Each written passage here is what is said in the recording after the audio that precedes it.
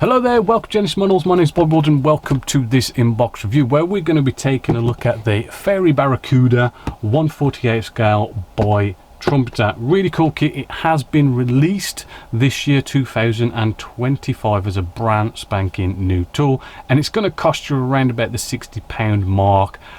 You can get it cheaper if you do shop around. I got mine for I believe about £45 off of eBay. So let's open this up and let's take a look inside. We're going to start off with a bit of surface detail. We've got these wings just here, top wing section.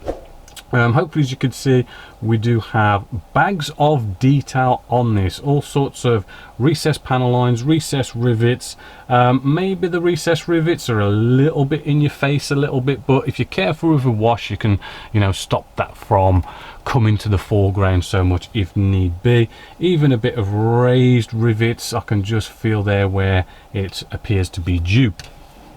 We also have the bottom section, again, lovely detail, the same consistent detail as the top, all looking very lovely. Onto another main little bit here. We're going to be looking at our fuselage section. Now, quite a nice big piece here, right? And as you can see, we have yet again lots of recess rivets, recess panel lines, even a few raised bits here and there.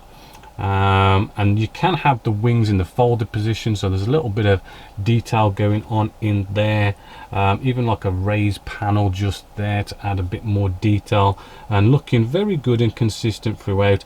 Even as you go to that 90-degree angle where sometimes detail does fade, we've still got really good detail throughout. One little thing to note about this, or well, maybe one or two actually, we do have this mold line, right? Because with what they sometimes do, it's not always just two molds coming together. Sometimes you'll have three, and this one does have a third one, because you can feel that kind of a bit of a step actually where that third mold has come in, and it runs all the way along there. So it may be something you could sort of maybe get away with, but if you wanted to take care of that, so going to be a bit of sanding, and then you're going to be doing all your usual scribing and re-riveting and all that good stuff.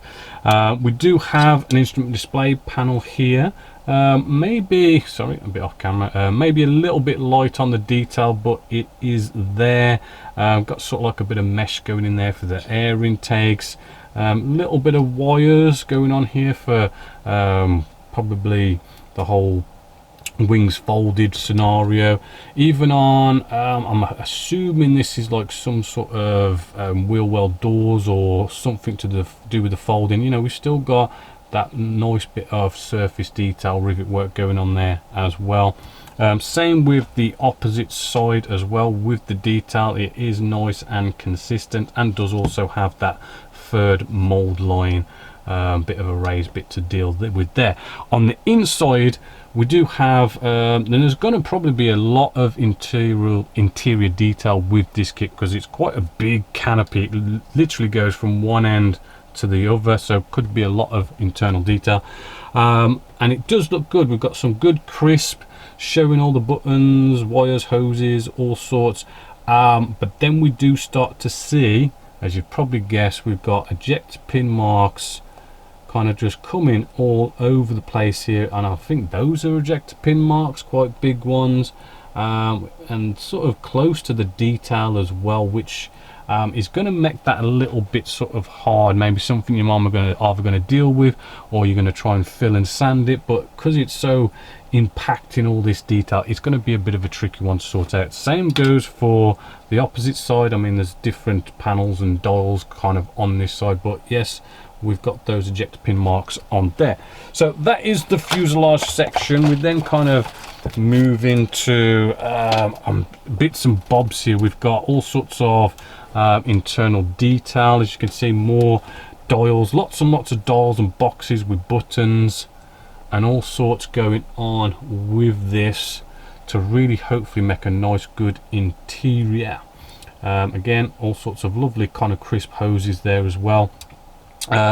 We've got sort of like the tail sections as well. Again, we've got recess panel lines, not seeing rivets on these ones. And then we have our wheels as well, which are 2 parts, right? Looking, maybe could have been a bit more better detail on the inner hub there. And then we have the outer hubs this side, which has a bit more better detail, I suppose, looks a bit better. If we flip this over again, this kit is going to be a sufferer of ejector pin marks. We do have on our tail section here, I mean, a little bit of a raised ejector pin mark there, pretty easy to sand, that's not so much of a big deal. I think this is the diving flaps area, I do believe, and we do have lots of little ejector pin marks yet again going on with this kit. Quite a lot going on, but looking really good either way. Again, we have all sorts of flaps and all this kind of stuff going on there. The surface detail again staying nice and consistent throughout the kit and looking rather cool. Again, we'll flip this over and there is again a couple of little ejector pin marks here and there, but we'll try and move through a bit quicker now. We've got weapons, we've got a nice array of weapons, we've got a nice torpedo going on here, all sorts of bombs. We do have the propellers are separate, a little bit different than normal, but they are looking, you know, pretty nice and smooth and cool. I do believe these are the dive flaps, right, which is all one piece. We've got recessed panel lines and recessed rivets, and you can see that on the opposite side, but we do have again ejector pin marks. Again, we have actually lovely detail on our sort of bomb racks just here, lovely detail going on there, recessed rivets and all sorts, but there is tiny, again, sorry to say it again, but a tiny little ejector pin marks, and even on, I forget what they're called, it's another part of the bomb rack, but tiny little ejector pin marks inside there, even though the detail does look actually rather good all around it. So yeah, all looking good. Again, ejector pin marks is the sufferer of this kit. Now it does have some nice packaging where it wants to protect like more delicate parts, which is good to see. One good thing about Trumpeter, and this has got all sorts of little delicate parts. We've got our wheel well doors again, we've got, you know, recessed rivets on there to kind of keep the nice consistency with the surface detail. Looks like some more panels with dials and stuff on there. The seat, our seats are a bit sort of plain maybe, but there is photo etch seat belts with this, so that should hopefully spruce that up. And we've got all our joysticks and all that kind of good stuff on there, as well as our exhaust tails just here. We're going to flip this over, and yes, again, I mean, I just keep saying it with this kit, but exhaust tails, we have those ejector pin marks on those exhaust tails as well. Wheel well doors, again, ejector pin marks, again, ejector pin marks, yeah, just ejector pin marks absolutely everywhere, which is a bit of a shame. It really kind of starts to let the kit down. Onto the clear parts, again, we have lovely packaging by Trumpeter to keep these delicate parts, and if I just put up to the light, I'm not seeing any nasties going on there. It is looking, as you can see, rather nice and clear. I do believe you can have this in like an open canopy or a closed canopy format, which you'll see in a little tick. If I just get out our sort of closed canopy part, where it's just one big piece, which is going to be probably rather nice and keep everything sort of gap free. And again, those are looking, I'll just put up to the light, no real issues going on with them, so big thumbs up. So let's move on to all the other little bits. Now we have the photo etch. The photo etch, as you can see, is just basically a load of seatbelt covers and maybe some sort of a mesh going on there, maybe, I don't know, gun sight or something, exhaust or whatever, but maybe a little bit of a gimmick, admittedly, but there is photo etch in there, which is rather nice.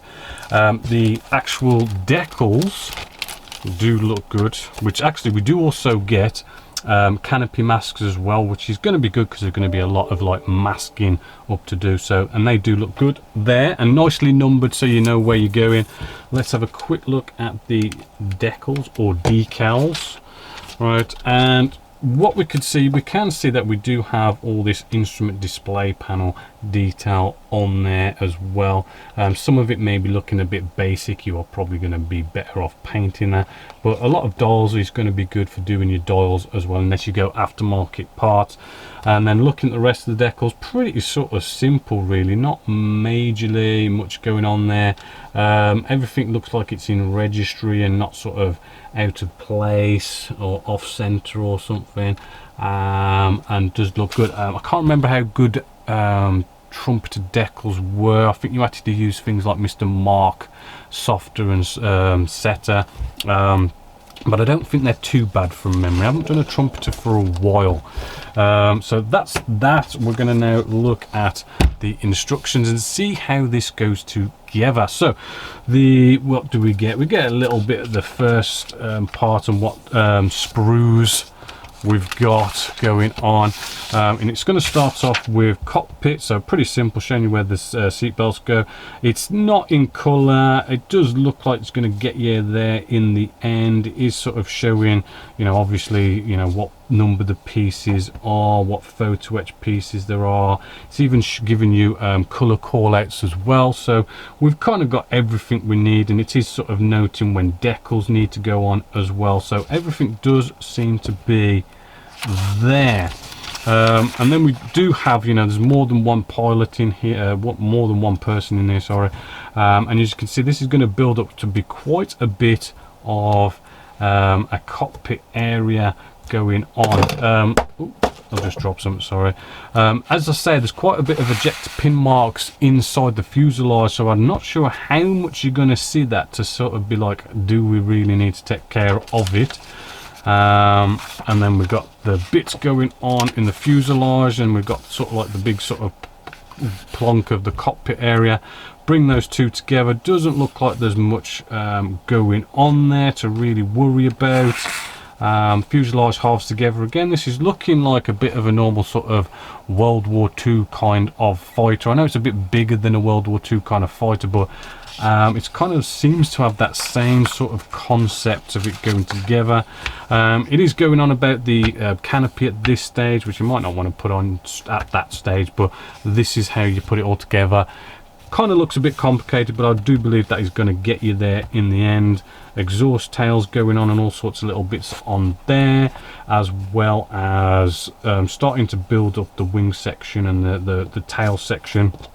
Again, it's all still looking quite simple. I'm not really seeing any potential problems that you might kind of see. Again, it's like a World War II fighter. It does look like we've got like the diving flaps and all that kind of aileron stuff can be sort of positioned, so we can have it in some sort of a pose that we choose, which is all good as well.